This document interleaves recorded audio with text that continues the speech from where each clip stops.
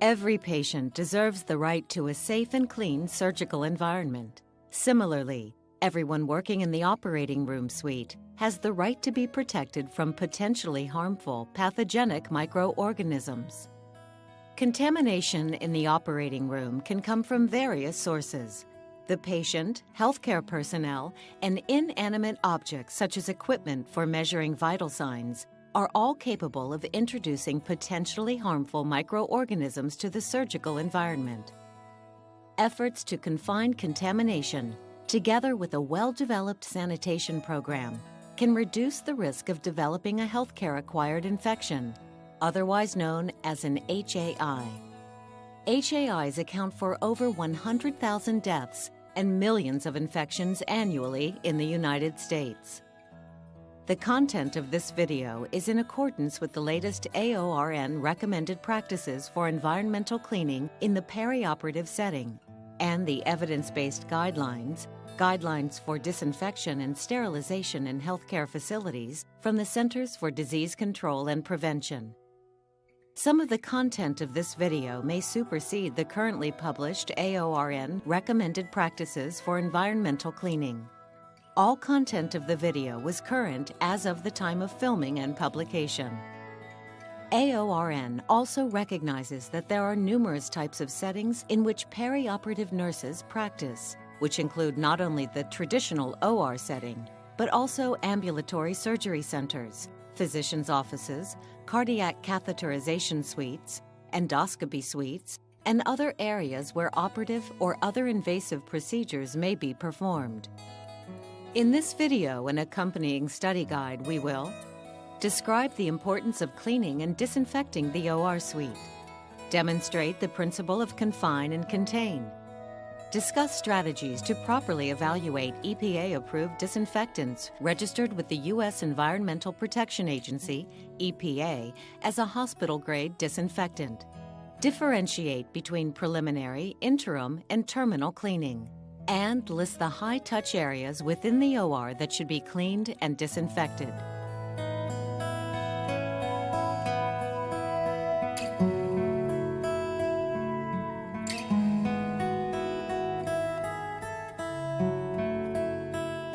Hand contact with contaminated environmental and medical surfaces and equipment is the primary way in which microorganisms are transferred from the environment to the patient, the sterile field, and to healthcare personnel. According to the U.S. Centers for Disease Control and Prevention, hand hygiene, HH, is the most critical intervention in reducing the risk of microorganism transfer. However, a clean surgical environment is fundamental in reducing the incidence of healthcare-associated infections. Exogenous sources for pathogens that may cause a surgical site infection, SSI, include surgical personnel, the perioperative nurse, and the operating room environment. HAIs have been scientifically linked to external sources such as environmental surfaces. The conscientious application of AORN's recommended practices and guidelines should provide a clean and safe environment for all surgical patients. Before we actually get into the mechanics of cleaning and disinfection, let's review some of the pathogens that are commonly found in the perioperative environment. Infections may be caused by single organisms or combinations of these microorganisms. Methicillin-resistant Staphylococcus aureus, Escherichia coli, VRE, Streptococcus, Mycobacterium, extended-spectrum beta-lactamase, ESBL, producing organisms such as E. coli, New Delhi metallobeta-lactamase 1, NDM1 organisms, tuberculosis, Pseudomonas, Serratia marcescens, multi-drug-resistant gram-negative bacteria, Clostridium difficile, pathogenic fungi such as Candida albicans, blood-borne pathogens including HIV, hepatitis B virus, and hepatitis C virus. You may refer to the study guide for a comprehensive list of other common pathogens found in the operating room and other healthcare settings in which surgical procedures may take place. AORN's recommended practices for environmental cleaning in the surgical practice setting state that patients should be provided a safe, clean environment. In order to accomplish this goal, cleaning and disinfection should be performed on a regular basis. That is, before and after each surgical procedure and at the end of each day. Environmental cleaning and disinfection is a team effort that involves both surgical personnel and environmental services professionals. However, the ultimate responsibility for ensuring that a clean surgical environment exists for each surgical patient rests with perioperative nurses. Environmental services professionals must have knowledge of aseptic techniques and proper methods used during interim cleaning processes. It's located on every unit in the hospital, okay? And so this is our manual, and you can see it's quite thick. Every single chemical in the hospital. It is only through this collaboration with our partners in environmental services that the surgical team can completely assure patient safety through a clean environment.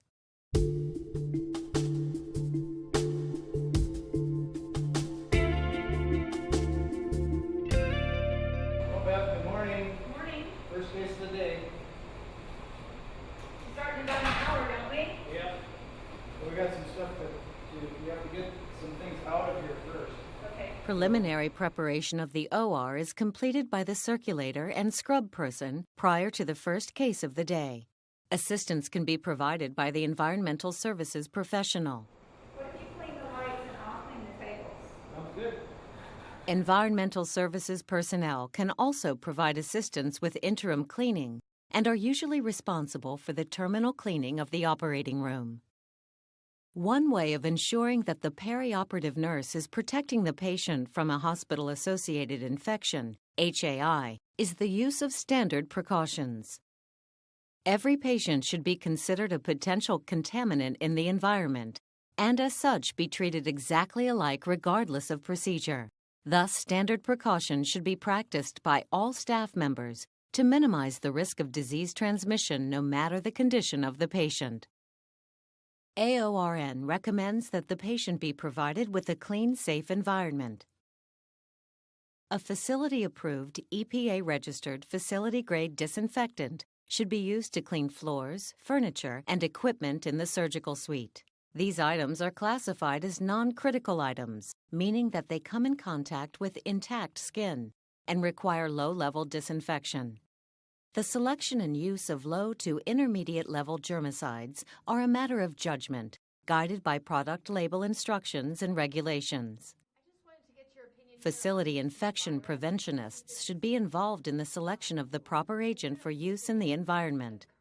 Manufacturers' written instructions should be followed. The facility should adhere to the recommended contact time to ensure maximum effectiveness is achieved. Ideally, a disinfectant used in healthcare facilities should be broad-spectrum and effective against gram-positive and gram-negative bacteria, viruses, mycobacterium, pathogenic fungi, and other blood-borne pathogens, and a low overall contact time that meets the manufacturer's written directions. Environmental surface germicides used for low to intermediate level disinfection are regulated by the Environmental Protection Agency, EPA, and are labeled with EPA registration numbers.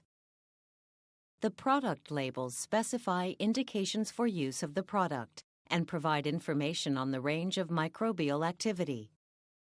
Users should follow all instructions on the product's label to ensure full compliance with the EPA's Federal Insecticide, Fungicide, and Rodenticide Act. Users and the facility that fail to follow all label instructions could incur personal liability. For patients with Clostridium difficile, an EPA-registered hypochlorite-based disinfectant or EPA-registered disinfectant with efficacy claims for Clostridium difficile should be used to clean patient areas and all potentially contaminated environmental surfaces and patient care equipment. Personnel must wash their hands with soap and water following cleaning of patient care areas that are contaminated with Clostridium difficile.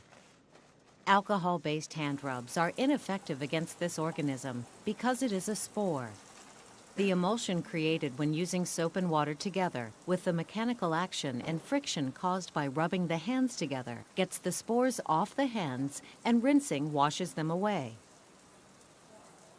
When performing environmental cleaning and disinfection, all healthcare personnel should wear protective clothing and gloves. If splash or splatter is anticipated, the healthcare provider should also wear a mask and/or face shield. Any germicide that is labeled as a facility disinfectant has passed the potency test for activity against 3 representative microorganisms: Pseudomonas aeruginosa, Staphylococcus aureus, and Salmonella cholera suis. Oh no! Material Safety Data Sheets, MSDS, provide information on the appropriate precautions when selecting and using a disinfectant. And so this is our manual, and you can see it's quite thick. Every single chemical in the hospital has been identified. Users should closely review product MSDS sheets and utilize any personal protective equipment, PPE, stated on the product's label instructions. All personnel handling waste should wear appropriate PPE. Infectious waste should be segregated from non-infectious waste in the general waste stream. Color-coded or labeled bags should be used to facilitate separation of the various wastes. Segregation at the point of generation can reduce volume, costs, and unnecessary exposure for personnel. Facilities should follow state and federal regulatory guidelines for handling of infectious waste. There are numerous regulatory agencies concerned with regulated medical waste. For example, the Occupational Safety and Health Administration, OSHA, the Agency for Toxic Substances and Disease Registry, the Department of Transportation, the Environmental Protection Agency, EPA, and the Centers for Disease Control and Prevention, CDC. Soft, absorbent, low-lint cloths, such as microfiber, are used to wipe all surfaces within the suite and then placed in the laundry or discarded to avoid cross-contamination. Wet vacuuming is the most effective method for floor care in the surgical suite. The vacuum system may be used dry first in order to pick up large amounts of suture remnants and other visible debris. Wet vacuuming begins with flooding the floor, half the room at a time, with an EPA-registered disinfectant solution. This solution may be dispensed from a pump sprayer or automatic spraying device attached to a central vacuuming system or simply poured from a pail. The disinfectant is left to sit for the time specified in the manufacturer's written instructions and then vacuumed. Healthcare staff should utilize appropriate PPE as stated on the product's label. A wet mop system may be used if a facility does not have a wet vacuum to minimize cross-contamination between patient and rooms. The mop head should be dipped into the solution only once when it is clean. A 2-mop system may also be used. One mop is used to apply the solution, and a second mop is used to take up the solution. Due to the ability of bucket solutions to become contaminated during cleaning, the cleaning solution must be changed at least daily. If the contaminated solution continues to be used, microorganisms will be transferred to each subsequent surface that is cleaned. The bucket solution can be used multiple times throughout the day, as long as the solution is not contaminated. A clean mop head must be used each time the disinfectant solution is accessed. Disinfectant solution should be properly labeled and disposed of according to facility policy. No matter which method of cleaning is used, cleaning items used must be disassembled and decontaminated after each use. Mop heads and cloths should be laundered and allowed to dry before reuse. Mop handles should be wiped down or discarded. A wet vacuum must be disassembled and disinfected and allowed to dry before reassembly.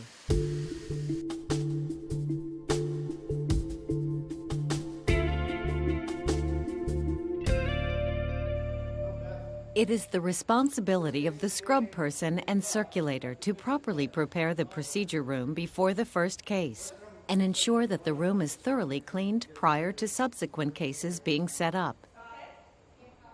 To avoid unnecessary clutter, excess furniture, equipment, and supplies should be removed from the OR to minimize the potential for cross-contamination. Furniture should be arranged in an organized manner away from the traffic pattern to minimize disruption of the airflow. Because dust and lint are deposited on horizontal surfaces, AORN recommends that before the first case of the day, all horizontal surfaces in both the OR and the adjacent utility room, for example, furniture, surgical lights, tables, and medical equipment, should be damp dusted with a clean, lint-free cloth moistened with a facility-approved EPA-registered disinfectant. Begin with the vertically higher surfaces and work down to the lower levels. This will reduce the potential for contamination from airborne contaminants that travel on dust and lint. Damp dust the sterilizers and countertops in any adjacent substerile areas.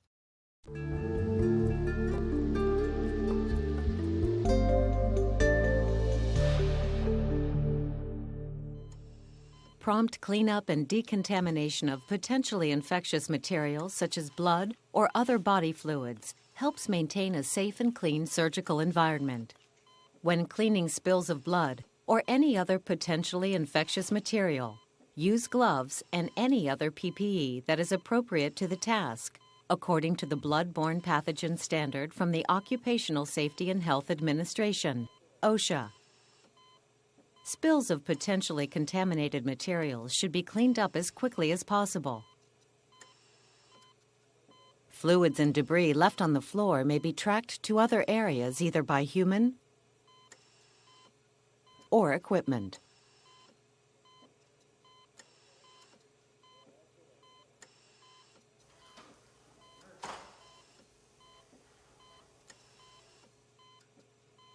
Fluids and debris left on the floor may be tracked to other areas or may dry and flake, leading to cross-contamination. Movement within the room may cause these particles to become aerosolized and contaminate the field, as well as pose a hazard to personnel. Small spills of less than 10 milliliters should be cleaned up using a soft, absorbent, low-lint cloth and facility-approved EPA-registered disinfectant. Larger spills may require the use of a special absorbing agent. Spray bottles are not used to apply disinfectant because they can cause particles to aerosolize and potentially contaminate the field. Sprays also create occupational health and safety hazards such as respiratory irritation for the perioperative nurse and other healthcare personnel. The primary principles of cleaning procedures are to confine and contain contamination and to physically remove microorganisms as quickly as possible. Some methods used to accomplish this goal include: soiled sponges should be discarded into a plastic-lined receptacle like a kick bucket. When counting sponges, they should be placed in an impervious receptacle such as a sponge counter or clear plastic bag. Before leaving the procedure room, soiled shoe covers should be removed to prevent tracking of blood and body fluids throughout the perioperative suite and other areas of the facility such as PACU. Personnel should utilize a hand rub product or soap and water to wash their hands after removing shoe covers.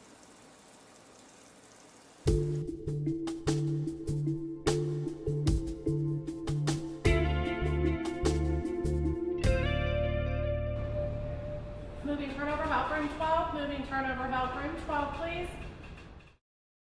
AORN recommends that after each surgical procedure, a safe, clean environment be reestablished. Interim cleaning of the operating room or procedure room is performed at the end of each case in order to render the environment safe for the patient following in that room. Equipment and furniture are considered contaminated through contact with patients and other potentially infectious materials, including blood. Mechanical friction should be used when cleaning, as this technique has been shown to remove more microorganisms from environmental surfaces. Cleaning must always precede disinfection, thereby ensuring that the full action of the disinfectant is achieved. Bag all soiled linen and use disposable items in the proper bags prior to removing them from the room at the end of the procedure. Soiled sponges, other bloodied waste, and items contaminated with body fluid should be discarded into appropriate impervious biohazard waste receptacles. It is important to note that only items that, when compressed, will release blood or body fluids should be placed in red bags that are labeled and handled as hazardous waste. If hazardous waste is potentially contaminated with radioactive or chemical substances, environmental staff should be instructed to contact the environmental safety officer or radiation safety officer and follow facility policy and procedure for handling this type of waste. Drapes and gowns are impervious and will not absorb fluid. Even dried sponges with blood should not be placed in red biohazard bags. Placing all non-infectious waste in red biohazard bags is very costly and not required. OR clinicians should follow the facility's specific policies for waste disposal. Refer to the OSHA Bloodborne Pathogen Standard. Blades, needles, and other sharps should be discarded in a puncture-resistant container labeled as biohazardous, never into any other trash receptacle to ensure compliance with federal OSHA standards. Sharp safety is important for all staff. Facilities should refer to the OSHA Bloodborne Pathogen Standard for specifics on this topic. Single-use devices that are to be reprocessed are placed in the appropriate containers.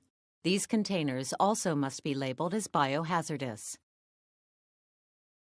Instruments should be processed according to facility policies and transported to the cleaning location in closed carts to prevent exposure to the environment and healthcare personnel. Fluid should be disposed of in containers that are impermeable to moisture, resistant to puncture, rupture, or tears under normal conditions, and sealed for transport to prevent leakage. Extreme care must be taken when handling containers with blood, body fluids, disinfectant solutions, and other hazardous waste products. If a reusable suction system is used, the suction contents must be disposed of according to local, state, and/or federal guidelines. Personnel disposing of suction contents from reusable containers should utilize the appropriate PPE when disposing of the contaminated liquid and cleaning the non-disposable equipment.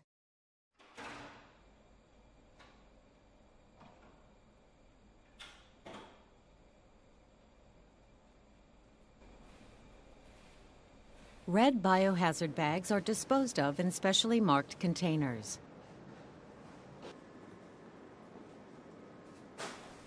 Linens and non-contaminated trash are removed from the room.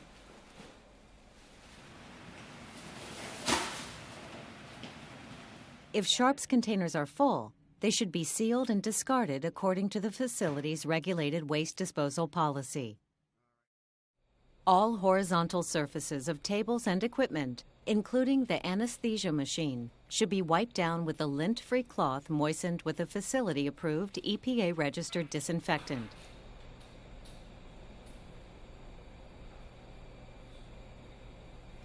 Other ancillary equipment such as IV poles should be cleaned in a similar manner. Furniture and equipment that is not needed for the following case should be wiped down and removed from the room. The OR tables should be thoroughly cleaned and disinfected, including all surfaces of the mattress, pads,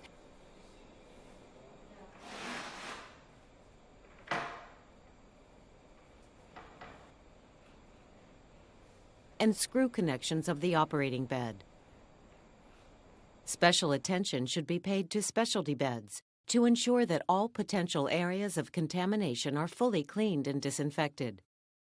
Follow manufacturer's written instructions. Lights are cleaned by wiping the outside as well as the inside of the light reflectors. The arms are spot wiped as needed. All kick buckets, hampers, and similar receptacles should be inspected and disinfected. The facility should establish a policy for the frequency of these inspections.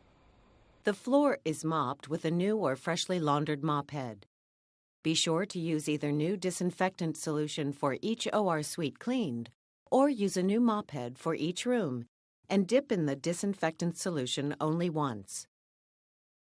Mop the OR floor as needed to ensure that all potential contaminants have been removed. When mopping the floor, the OR bed should be moved to check for any items that may have slid under the table, for example, sponges, sutures, and for soiled areas. After mopping is completed, staff should allow the disinfectant to dry according to the manufacturer's instructions before allowing the room to be entered. Visually spot check the walls and ceiling. The walls do not need to be cleaned after each procedure unless splashed with blood or other debris during the surgical procedure. Furniture should be placed back in position of functional use. Transport vehicles should be considered contaminated after patient contact. They should be cleaned after each use by wiping the vehicle, including any non-disposable straps and attachments. Transport vehicles should ideally be cleaned outside of the procedure room to prevent potential contamination of the OR. AORN recommends that recycling programs should be an integral part of healthcare facilities' policies and procedures. Additional information on recycling programs can be found in the study guide. Paper, wrappers, and many plastic items that are non-infectious and non-regulated can and should be recycled. Other items that can be recycled include paper, disposable surgical wrappers, disposable plastic bottles, cardboard, glass, steel, aluminum cans, batteries, old or obsolete equipment, and furniture.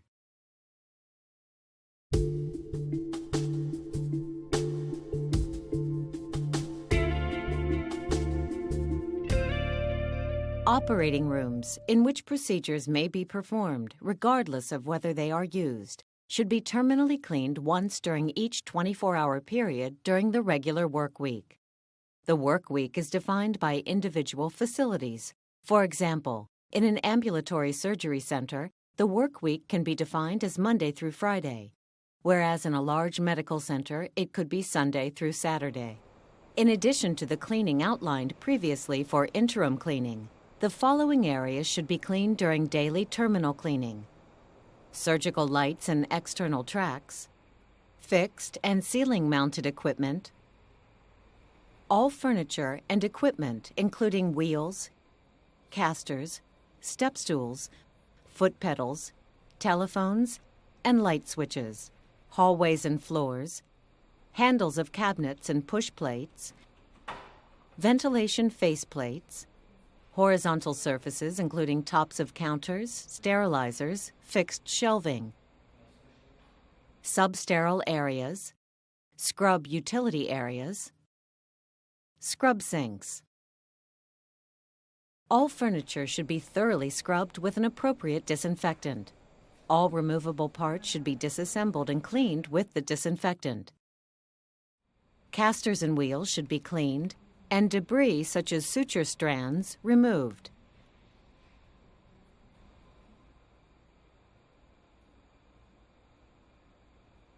Floor should be thoroughly wet vacuumed along with spot removal from the walls as needed. Once the floor is dry, the furniture is replaced and clean linen is placed on the OR table.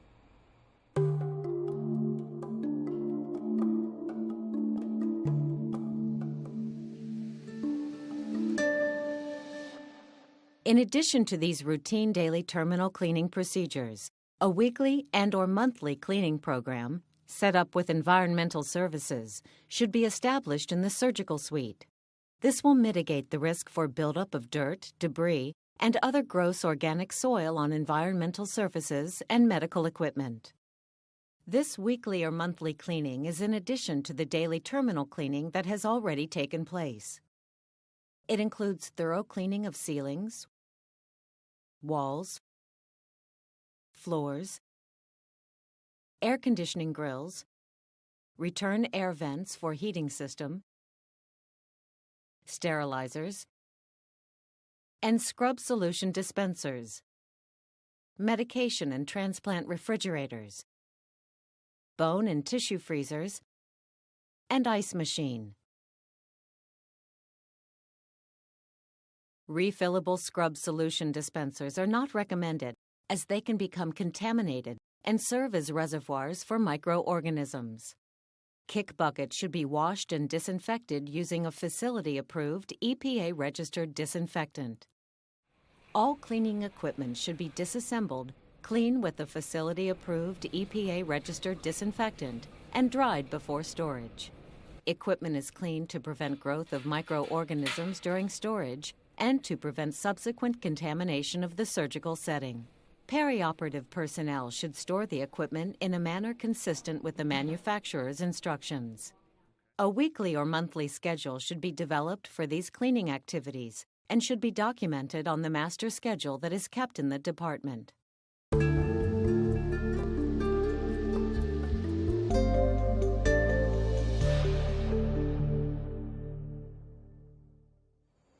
AORN recommends that personnel receive initial education, training, and competency validation on proper environmental cleaning and disinfection methods, agent selection, and safety precautions. As part of initial education, all environmental services staff should be educated on the fundamental aspects of infection control and asepsis in the OR. Teamwork and patient safety should be a part of every healthcare culture and should be included in the educational plan. Difficulties between OR staff and environmental staff should be handled promptly to assure patient safety. You're going to clean the mattress pads, front and back, on bottom, so you'll take them off. You finish all of the mattress pads, we'll put them over on the table. You're going to clean the risers, front and back and sides. You're going to take those off, and then you will clean the top of the bed. After the risers and the mattress pads are off, clean underneath the bed as well, the base, the foot, arm boards, pads. You're going to take the pads off as well and clean the mattress or the arm boards. And you also clean the safety strap. The Occupational Health and Safety Act of 1970 requires employers to provide education for their employees to prevent unsafe or unhealthy work conditions. The perioperative team should provide all new employees with initial education on the appropriate use of cleaning and disinfecting agents to include the employer's exposure control plan, manufacturer's instructions for use, the use of PPE as appropriate, and the location of the MSDS. This training should also be provided to all employees on an annual basis. The book is also alphabetized based on the index with the MSDS, and the MSDS is universal. This is not something that we have, designed ourselves. This is something that is done throughout the country and the world. Where can I locate this manual on my unit? Well, there's actually two different places that you can find that. One place is going to be at the secretary's desk.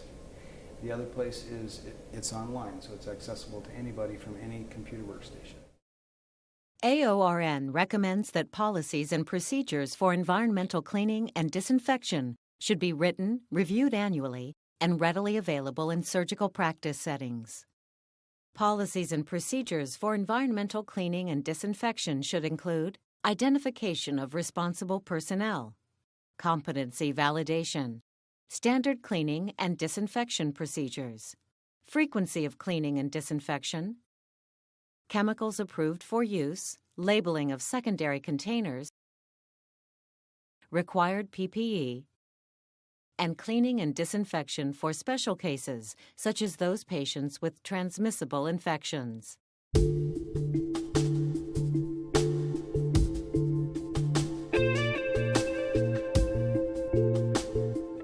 It is the responsibility of all surgical personnel to help create and maintain a clean surgical environment.